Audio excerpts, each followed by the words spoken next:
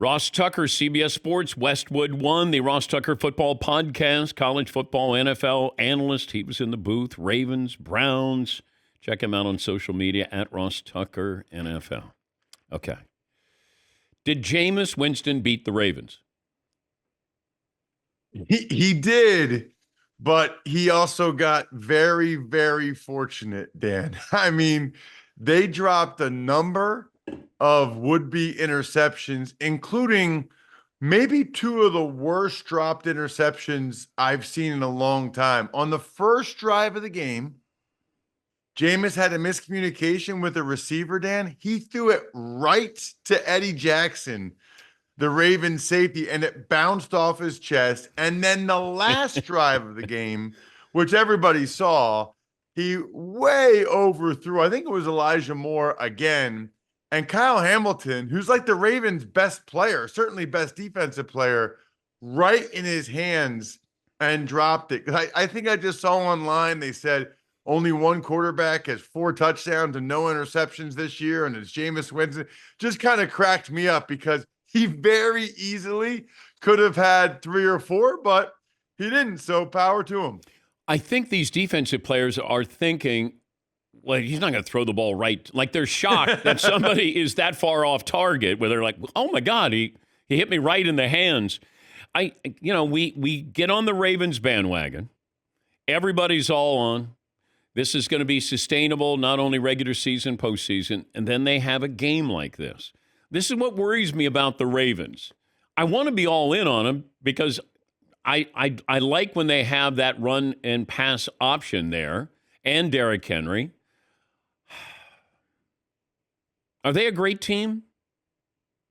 I think they're very close to being a great team. Everything you just said, Dan, I agree with. Look, I have them as a top 5 team in my power rankings, and I know they lost yesterday. But, man, I mean, even on offense, they had some of the most brutal drops. Nelson Aguilar, Rashad Bateman, like the sun got in his eye. I mean, I can't remember a team that dropped that many passes, offense and defense, that were right in their hands like that. But just preparing, Dan, for the game yesterday, Lamar Jackson's playing significantly better than he did the 2 years he was MVP, which is really saying something. And then what they did was they took last year's MVP, Lamar Jackson. He's gotten better because it's year 2 in Todd Monken's system. He's more comfortable, all those things. And then they added a Hall of Fame running back who's still playing at a Hall of Fame level in Derrick Henry. I think the Ravens are really good. I think they're going to be in this thing until the end. Wouldn't be surprised if they make a move before the trade deadline, but I think they have a terrific chance to go to the Super Bowl from the AFC. But it's kind of like the Bills, until the Bills or the Ravens, until Josh Allen, Lamar Jackson, until they beat Mahomes and the Chiefs in the playoffs, no one's going to believe they can do it. But I think that's where we are with the NFL. We know Mahomes and the Chiefs can do it. We don't know if anybody else can, because I said this about the Cowboys for years. I don't care how many you win during the regular season. Can you win in the postseason? The Niners, you have the greatest offensive mind as your head coach. I want to see you win a Super Bowl. Baltimore, man, they're unbelievable during the regular season. I don't care. Show me what you can do with a game on the line. I always want to see, can you win a game when you're not playing your best? And that is going to be the challenge for some of these teams. Now, the Commanders, I liked a lot at the beginning of the year. I didn't think they were going to win the division, but I thought Jaden Daniels made them different, and Dan Quinn. What happened at the end of that game? Explain that let's start with the coaching with the Bears of what you're taught and how that played out. Well, so and I think this is important, Dan, because it's funny. I do the Eagles preseason games. They go over these 2 plays, the play before the Hail Mary and the Hail Mary the day before every game. The day before every preseason game, they go over these situations. So I thought Eberflus messed up drastically by just giving them the 12-yard out for free with 6 seconds left, because Daniels would not have been able to reach the end zone without getting those extra 10, 12 yards there. So that was the first mistake, and that was a coaching mistake because they need to be up there more. You can't just give them, look, if they complete it in the field of play, the game is over. You have to have two guys on the outside at about 10 yards. You can let them complete anything inside of that. So that Okay, was but if critical it's error so one. obvious, Romo's telling us this is what's going to happen. All you got to do is play the sidelines, make them, if they catch something, it won't be 12 yards, and it might be in the field of play, game over. Tony is saying, hey, I'm going to get 12 or 13. Daniels didn't even get to the end zone when they moved it up 12 or 13 yards. You know, it got tipped into the end zone. So if we know it, Tony's telling us, why didn't the Bears do this? That is a question for Matt Eberflus because I am shocked that he didn't have a couple guys up there to try to make sure they couldn't just get a 10-yard out. You in that situation, I think when he went out of bounds, there's 2 seconds left. You can almost let them do anything else on the play before the Hail Mary, then get a 10 to 15 yard out like the Bears let them do. And then the actual Hail Mary, I mean, you're probably asking, but the Stevenson kid, I have no idea what was going through his head in that moment. But the thing that's really stunning to me, number one, they're taught to knock it down. He tipped it up. You never, ever, ever tip it up. You try to bat it down.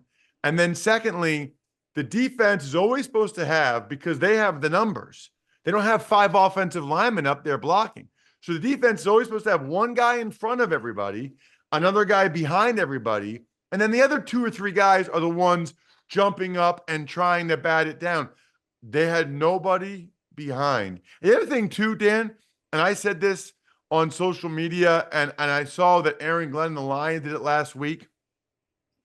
In that situation, the Bears rushed 4, but the one guy didn't really rush. He was kind of spying Jaden Daniels. Why? Which it's his job. Right. It's his job. You want Jaden Daniels to run. His job is supposed to be the late insert. Okay. So 3 guys rush. The 4th guy is supposed to come late wherever the opening is, wherever Daniel, and come and collision Daniels when he's about to throw it. He didn't do that. He just stood there. But my bigger issue is if you rush 5, Daniels does not have that much time. Whatever value you're getting in dropping 7, I promise you're better off dropping 6. If we all know it's a Hail Mary, having a 5th guy rush, Daniels never even then has the time to get the ball off down the field in that situation. Ross Tucker Football Podcast. Which team doesn't have a chance for the postseason? Jets, Bengals, Cowboys. The Jets. Yeah, the Jets are done. I don't care about their schedule moving forward. And this is going to be one of the more interesting teardowns that we've ever seen.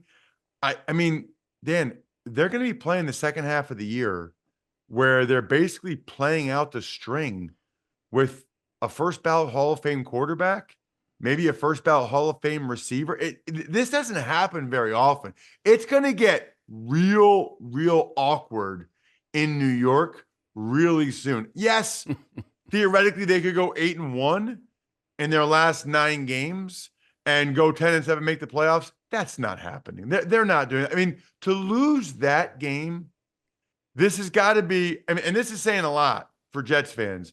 This has to be the most disappointing year to ever be a Jets fan. I can still see, the Bengals and the Cowboys at least have 3 wins. The Jets only have 2. And I can see a picture to them winning 10 and maybe getting in. For the Jets, it's just going to get crazy ugly. There's no more moves to be made. It's going to be entertaining for some people, that's for sure. Okay, but then you're entertaining bringing Rodgers back for one more year to run it back one more time? I don't think so. No. For what? Because if I'm a coach, I don't want this job. if I have Aaron Rodgers for 1 year. Coming off this year, how are you going to track somebody where they go, hey, this will be great? They're going to do one more year maybe with Aaron, and then it's a rebuild, or maybe it's a rebuild at the end of this season, because right now they have the 4th pick in the draft. Yeah, I think they probably cut bait and move on, because this is also, Dan, the last year of the contract for Joe Douglas, their general manager. So you're going to get a new head coach and a new GM, and you're going to saddle them with a 40-something-year-old quarterback that isn't what he used to be, that looks old as a player and wants to be in charge of life. This was his year to be in charge. This was his year to be the one dictating things. You cannot do that if you're the Jets. I think they're all gone. I think it's a new head coach, a new GM. They draft their own quarterback. They probably try to get Shedeur Sanders. I'll be very curious to see how Dion feels about that. And look, there's a lot of things about that he would like. The New York part of it, there's a lot to like there.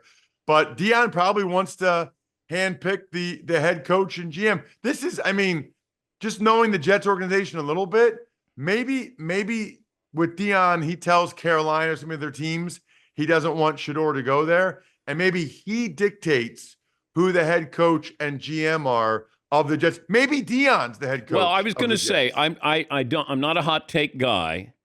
If you're the Jets, would you entertain? Let's say you have the opportunity to draft his son, because you got to get both of them. You can't hire Dion and then you don't get his son. And I'm going to assume you're going to have a head coach before the draft. But is that crazy to think Dion coaching in the NFL, coaching his son? I don't think it's crazy to think Dion coaching in the NFL or coaching his son. I don't think it is what the elite organizations, the good organizations in the NFL would do. So that means the Jets can do it. It sounds a lot like something the Jets would do. And look, Jets fans think I don't hate Jets fans. Like, I love Jets fans. You guys are so loyal with getting so little. But let's be honest. Like, when you look at the Jets under Woody Johnson, that's the type of move they would make. They kind of like the flash. They like the splash. They like being talked about. They like the excitement. I think they would like the idea of having Deion Sanders as coach and Shedeur Sanders as quarterback. And by the way, on some level, Dan, in terms of like hope and turning the page, that would be a heck of a way to turn the page from the Aaron Rodgers era. Great to talk to you as always. Thank you, Ross. Always. Thanks, Dan. That's our good buddy Ross Tucker, CBS Sports Westwood 1. And you can check him out. His social media is at Ross Tucker NFL.